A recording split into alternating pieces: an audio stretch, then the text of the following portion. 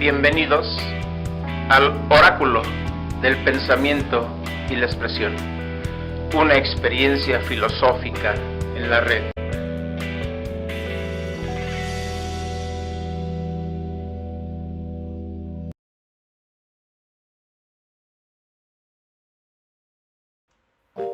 Hola a todas y a todos. Ahora, en el Oráculo del Pensamiento y la Expresión, presentamos sobre el quehacer del poeta arcaico y del cantor rupestre. Yo no sé hasta dónde se resiente lo vivido, pues saberlo es simplemente estar ya muerto. Seguiré siempre cantando a lo prohibido y gozando de los frutos de este huerto. ¿Y con qué fin? Roberto González.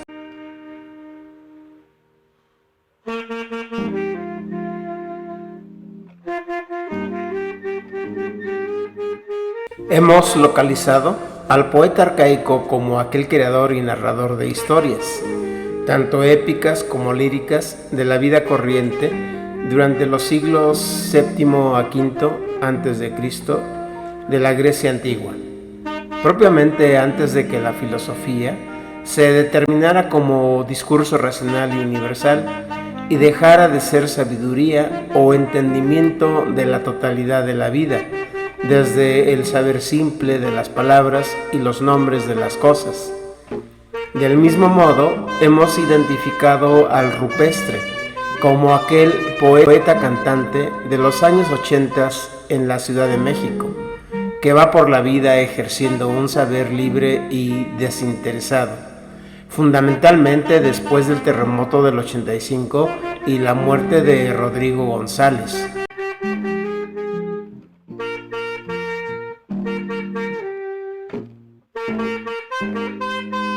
Los rupestres, que con su aguardientosa voz, guitarra de palo en mano y armónica colgada al cuello, como condiciones mínimas, van por las calles de colonias populares, en los andenes de estaciones, en las plazas y jardines, en el metro o en el camión, pero también en el teatro, en el foro universitario y de vez en cuando hasta en la tele, difundiendo, como decía el propio Rodrigo, sus visiones de oníricos sueños y arquetípicos símbolos sobre los incidentes de la vida cotidiana en la ciudad.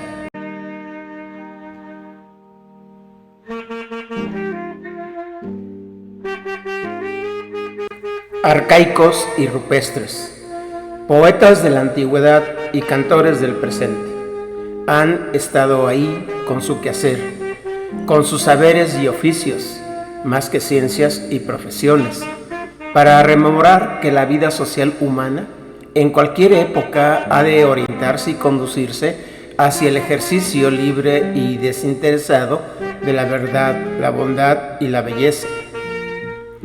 La búsqueda del bienestar es su meta. Han sabido inclinar su arte hacia la defensa de la igualdad y de la libertad, de la autogestión y autonomía. Del lado de los necesitados se han colocado. De ahí que en ocasiones aparezcan como héroes populares, que no requieren, por supuesto, de los reflectores de la publicidad y fama, honores y lana. Estos últimos, a algunos rupestres les ha llegado en reconocimiento y valoración a su trabajo y trayectoria, merecidamente ganados.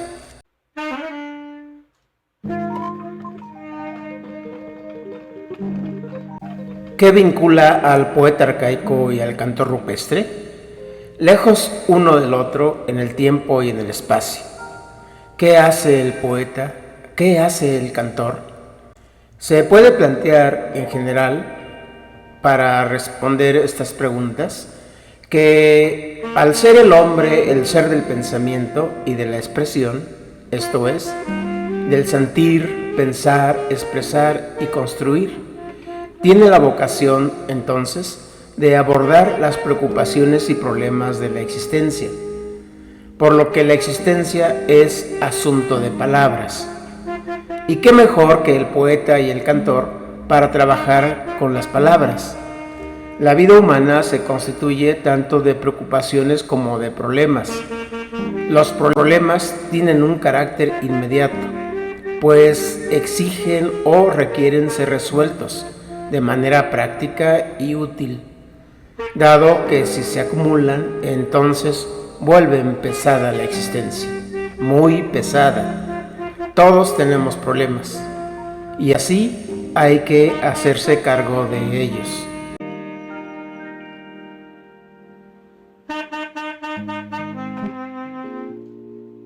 Como tal, entonces, los problemas son de todos los días, regulares, permanentes, fragmentados y contingentes. Van y vienen, desaparecen al anochecer y vuelven a la mañana siguiente. Requieren de alternativas o respuestas mediante el trabajo. No hay de otro.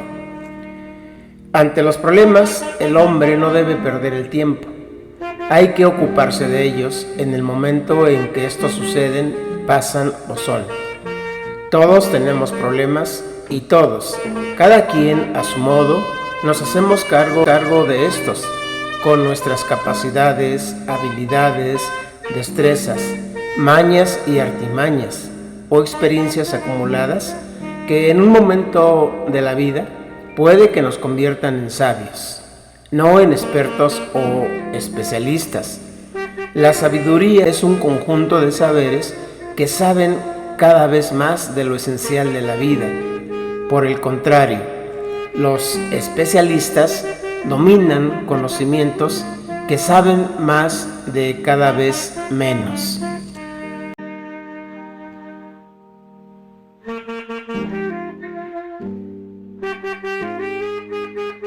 La vida humana, por tanto, tiene su base en la preocupación, así como en los problemas. Sea una realidad arcaica, como en la antigüedad, o una tecnológica, como en la actualidad del tiempo computacional e informacional. No importa si se resuelven los problemas con el arco o con la lira. El arco empleado para cazar y matar, la lira para cantar y seducir. Lástima, hoy ni el arco ni la lira se usan en gran parte de la vida, sino el celular, solo para contar y estafar. Es cierto que hay problemas que se solucionan en cuanto uno se hace cargo de ellos, de manera práctica, aunque estos volverán a hacerse presente una y otra vez a lo largo de la vida. Hay, sin embargo, otros asuntos o problemas que parecen ser perennes y que requieren de la preocupación o actitud teórica para hallar y a la vez formular respuestas. Parecen que no son de la vida, pero están ahí como la sustancia.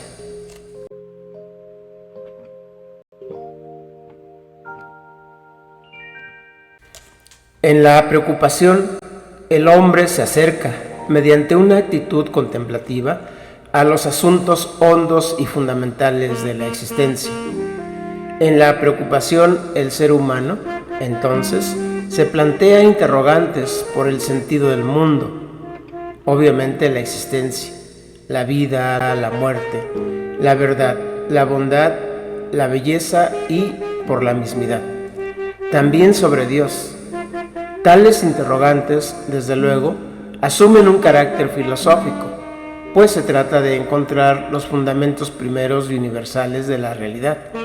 El poeta, el cantor, pero también la gente común, al asumir una actitud contemplativa, ingresa a esas zonas de la existencia, donde lo fundamental aparece en toda su claridad o en toda su luminosidad.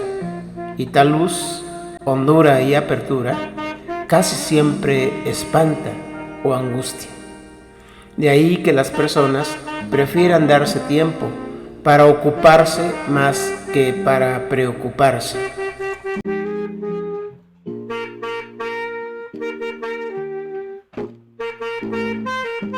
La preocupación, a diferencia del problema, claro que es parte de la vida, pero no tan regular o cotidiana.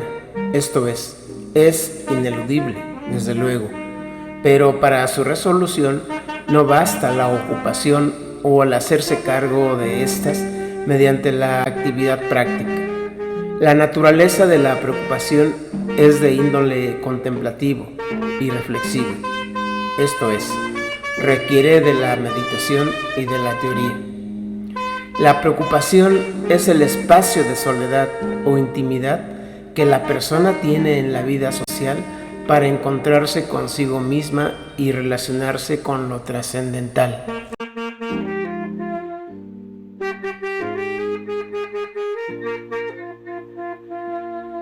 La preocupación es la condición para la reflexión, meditación y sabiduría. Estaba ya presente la preocupación en los sabios más ancestrales y remotos de la sociedad. Se infiere que ha sido a través de esta forma de reflexionar por la que los sabios se han planteado preocupaciones y problemas, cuyas respuestas históricas han quedado en las páginas vivas de los textos, es decir, en la palabra escrita, pero también en la sabiduría y memoria primigenia de los pueblos y sobre todo en las particulares opiniones de los individuos para que las exploremos y las problematicemos e ir construyendo genuinas preguntas, dudas y respuestas sobre el mundo, Dios y el hombre en cada nueva época o tiempo.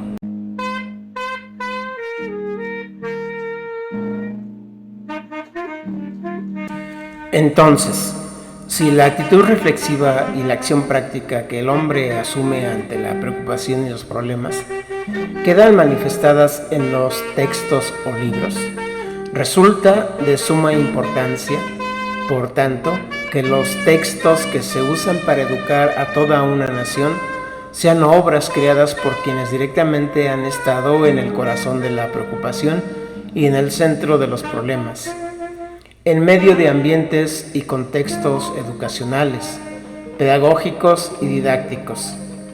Entre la base contemplativa de la vida, esto es, la preocupación, y la plataforma práctica, o sea, el orden de los problemas de la vida, la mediación ha sido la poesía y la canción, artes sociales plasmadas en la palabra oral y escrita.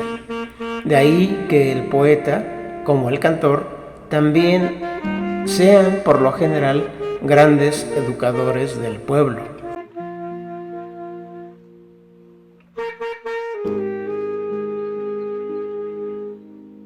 El poeta arcaico de la antigüedad griega y el cantor rupestre contemporáneo, ni más ni menos que se ocupan de las preocupaciones y de los problemas a través de la palabra.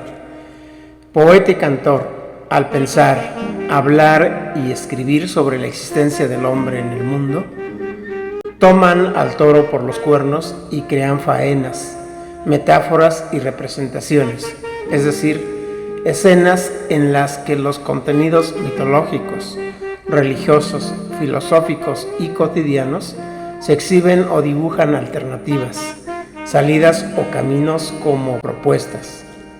La palabra posee sonido y sentido, es forma y concepto, está presente en el poeta y en el cantor, en la literatura, mito, arte, filosofía, religión, ciencia y canción.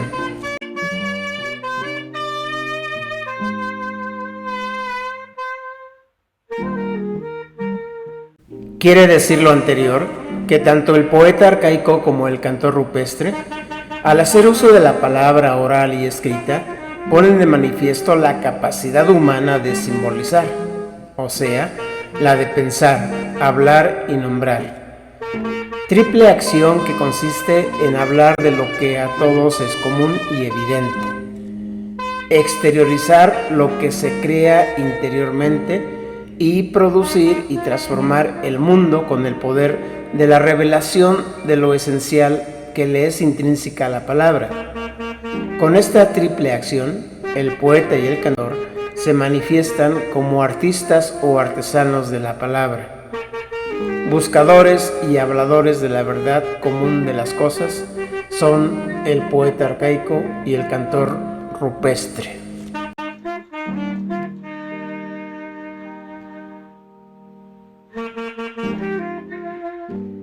Todos sabemos que cuando la palabra es sonora, se manifiesta como sonido, música, voz, dicción, pronunciación, y por ello es efímera, o sea, volátil. Es un hecho que a las palabras habladas se las lleva el viento.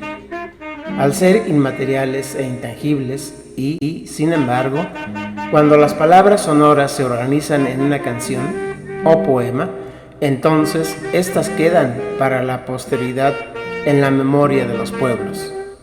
La voz humana es ambigua y popular. Revela un estado de ánimo, una opinión, una creencia o un decreto, pero también sentimientos.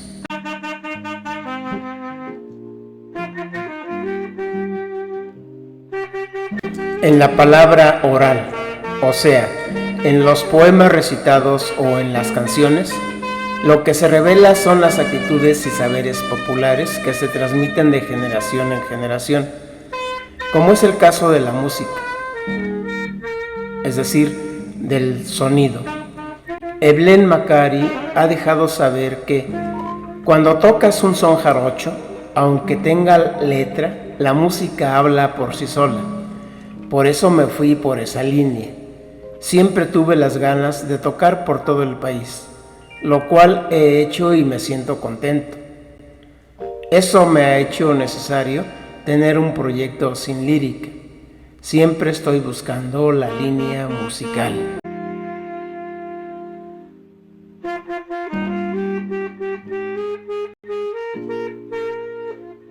El poeta y el cantor se convierten entonces en comunicadores de la tradición oral de los pueblos.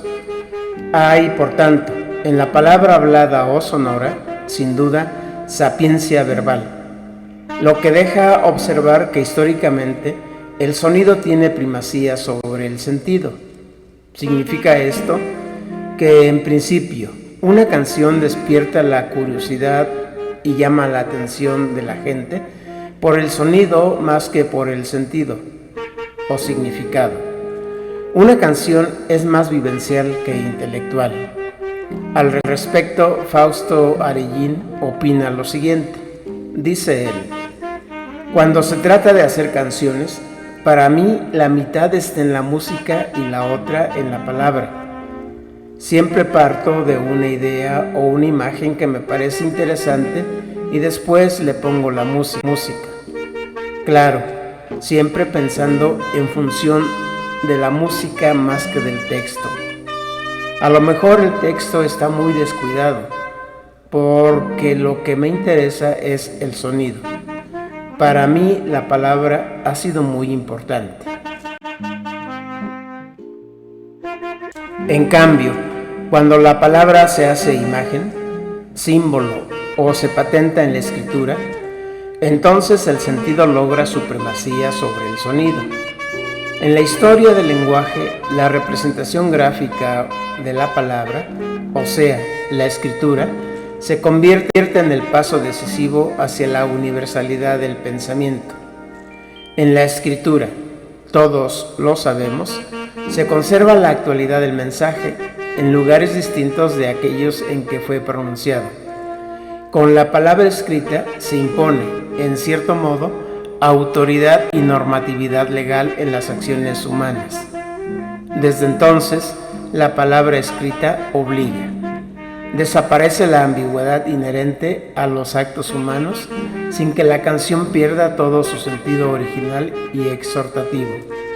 En palabras de Roberto Ponce, lo importante de una canción es que esté bien hecha y que quien la interprete, como es el caso de Nina Galindo, tenga feeling para expresársela al público.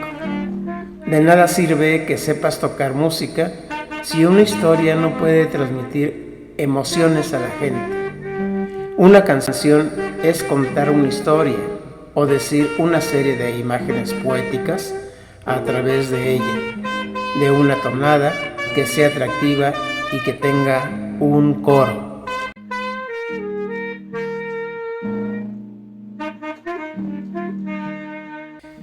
En la poesía arcaica y en la canción rupestre, sonido y lógica se entrelazan para cantar y poetizar los asuntos de la existencia. Por supuesto, no es sencillo encontrar siempre tal unidad y armonía entre melodía y texto. Esta dificultad la deja saber de modo claro Armando Rosas, al decir que la mayoría de las letras están debajo de las enaguas de una melodía. La música y las letras son lenguajes absolutamente independientes.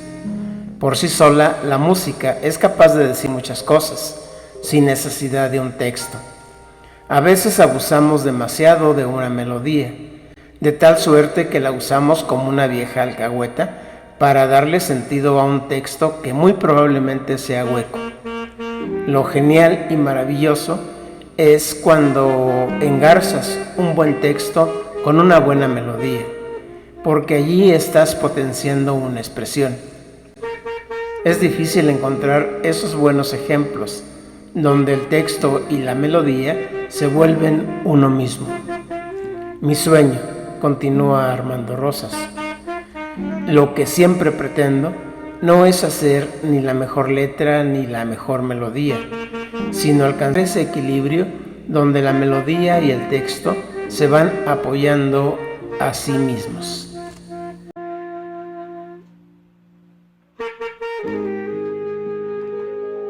Por supuesto, es un hecho que cada voz es personal. Significa esto que cada cantor rupestre, en este caso, tienen su propio timbre de voz y este es único. Lo mismo que el poeta. La tesitura de la voz en cada persona es su sello de identidad. Reconocemos a cada persona, a cada cantante, por su voz en la medida en que la sonoridad se integra a la personalidad. Hay infinitas maneras de decir o de pronunciar o de cantar las mismas melodías.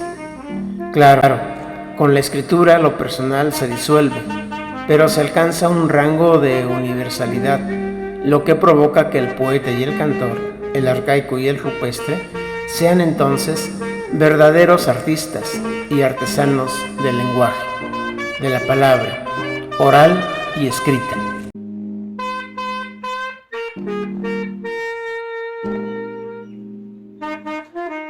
No hay duda que la lírica arcaica griega y la lírica rupestre siguen siendo poemas y canciones de circunstancia, poemas y canciones breves, de estilo y metro diferentes, incluyendo lo elegíaco, a decir de Hermann Frankl, en Poesía y filosofía de la Grecia arcaica.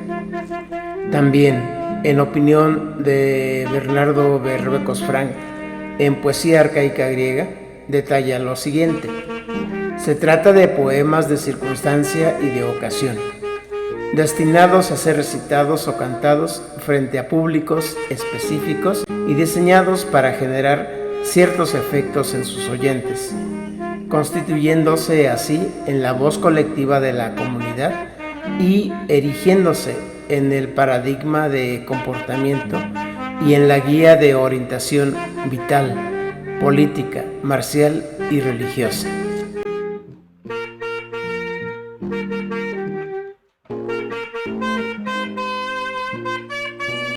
Poesía lírica, pues, significa literalmente aquello relativo a lo relacionado con la lira, de manera que un poeta lírico es aquel que representaba sus poemas con el acompañamiento de la lira. Un término importante a este respecto fue el de melos, que significa canción o melodía y que fue utilizado por varios de los poetas líricos. Una forma de poesía, como decía Pablo de Ballesteros, en donde el poeta es la lira, porque la lírica, según este autor y ameno conferencista, habla y expone lo que ocurre dentro del poeta mismo, al grado que él mismo se convierte en lira, para extraer de su propio interior los sones, la armonía, la musicalidad, la belleza. La poesía lírica no se refiere al pasado remoto y extraño, como en la épica. El poeta lírico, de cualquier época, saca de su corazón, de su hígado, de sus glándulas, lo que alegre y desinteresadamente comunica. Esa es la poesía lírica, porque lira es la biografía de quien canta. Con esto se inicia una larga tradición en la que encontramos a rapsodas en la antigüedad, a trovadores y juglares en la Edad Media y a los rupestres más recientemente.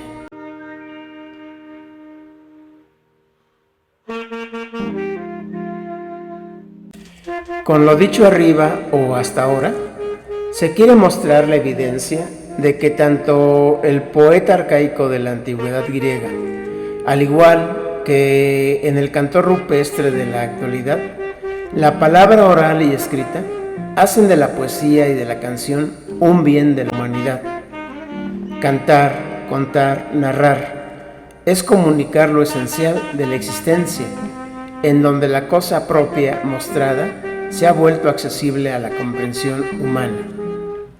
Cuando el poeta recita o el rupestre canta, establecen una conversación con todos, o sea, con la comunidad. Como dice Heidegger, somos una conversación.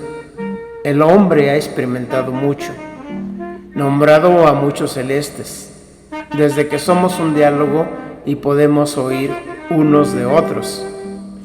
Si esto es así, entonces no queda más que seguir la indicación de Joaquín Sabina: vivid para cantarlo.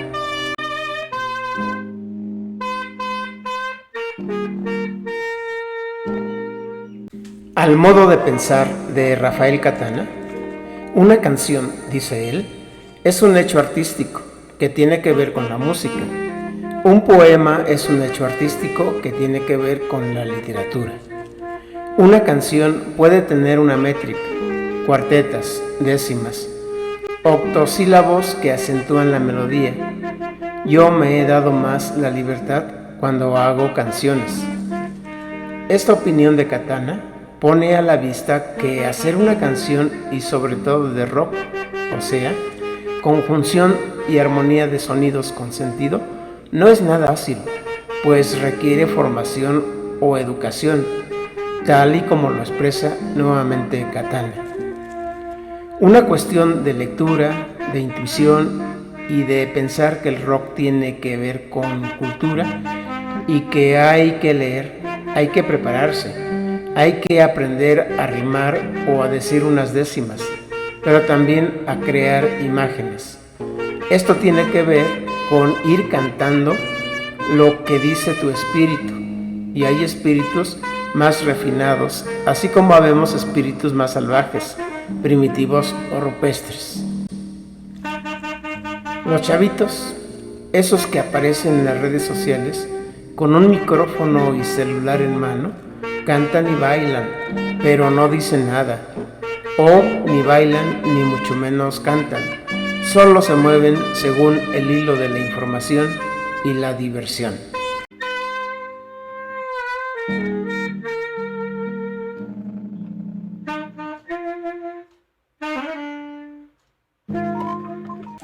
El hacer y quehacer del poeta arcaico y del cantante rupestre, al dialogar o fundir el pasado con el presente, consiste entonces en una acción comunicativa y al mismo tiempo generar convivencia plural e incluyente. Cantar y narrar también es historiar los hechos fundamentales del hombre en comunidad o en sociedad. Quizás para esto precisamente se le ha dado al hombre la capacidad del habla, pues en opinión de Heidegger, el habla se dirige hacia lo hablado. Lo hablado para este autor es lo esencial, es decir, lo espiritual humano, trabajo de todos los días, presente en la preocupación y en los problemas de la vida plenamente humana. Por eso, la poesía y la canción pueden bien ser el camino de retorno a la patria, a la tierra o a la naturaleza, que tanto le preocupaba y le ocupaba a Heidegger.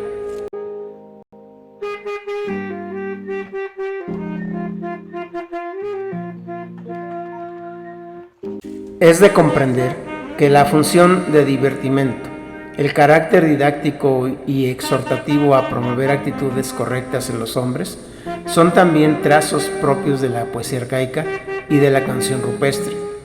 Pero quizás el rasgo más significativo de ambas sea que ponen al descubierto la emergencia del yo poético y por lo mismo la subjetividad en la que pensamiento, pensar y lo pensado, más la acción o actividad práctica son una y la misma cosa.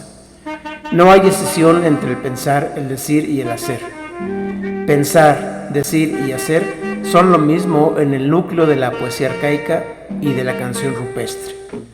Algo complicado de lograr para nuestros días sobre todo, y que sin embargo, para el poeta arcaico era algo simple y básico de la vida ordinaria.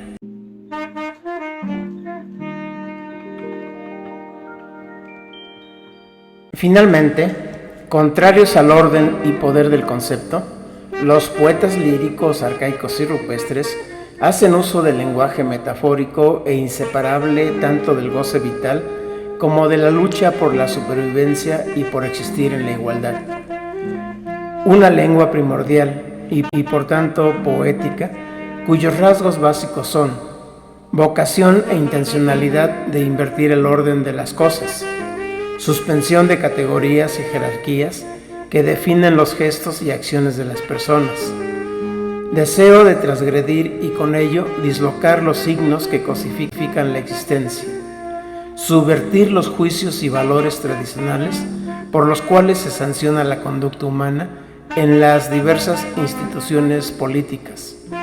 Lo arcaico y lo rupestre, desde luego, también son un humanismo.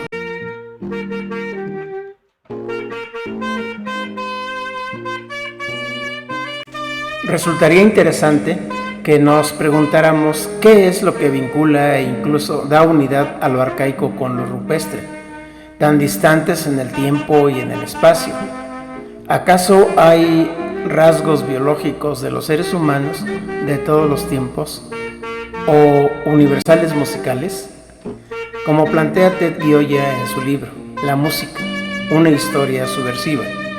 Haciendo eco a los planteamientos de este autor, entonces se puede afirmar que tal vez se hacen poemas y canciones de circunstancia en contra del autoritarismo, violencia y poder y en favor de la justicia y la libertad, por una composición química que programa el sentir, pensar y hacer humano, es decir, un ADN que dicta al hombre a hacer poemas y canciones.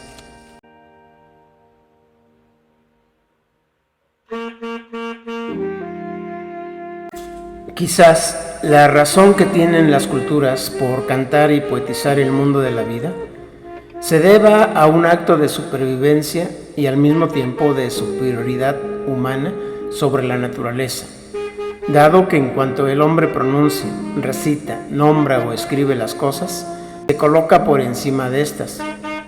Mientras especulas sobre tu respuesta, a lo mejor haces una canción o un poema. No dejes de suscribirte al canal del Oráculo del Pensamiento y la Expresión. También, si te es posible, déjanos saber qué es lo que te impulsa a pensar, esto es, a preocuparte y a ocuparte de tu existencia. No dejes tus preocupaciones y problemas a las redes sociales o al ciberespacio. Ahí no existen razones para buscar el bienestar general, como sí lo hay en la poesía arcaica y en la canción rupestre.